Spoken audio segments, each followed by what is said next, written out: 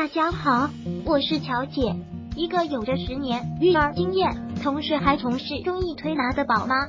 这10年来，我不乏会碰到各色各样的大病小病，以及一些日常护理问题，甚至看到很多宝宝因长期打针吃药，导致身体变差，从小就变成了一个药罐子，心痛不已。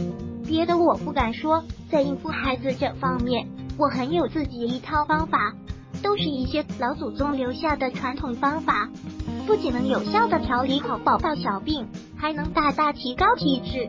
我也非常乐意帮助大家。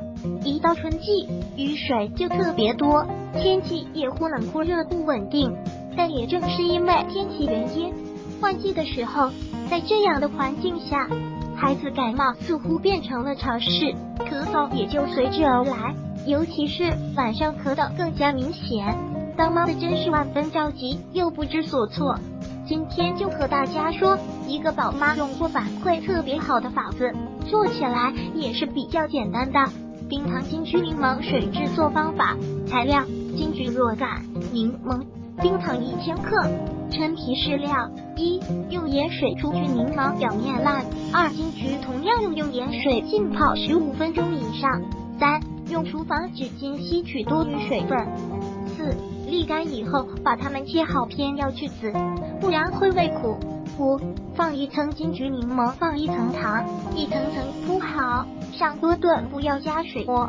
6. 一定是要隔水炖，时间是关键，大家可以根据自己的火候来决定时间，一定要注意加盖，不要让水蒸气凝结的水进去，就不会熬成膏了。7.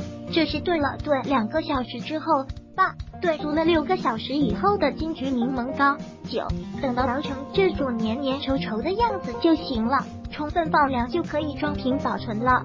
这个装出来装到密封罐子里，可以保存至少3到6个月。咳嗽时舀一勺泡水喝，不仅只可以润肺，又能补充维生素 C， 大人孩子都能用。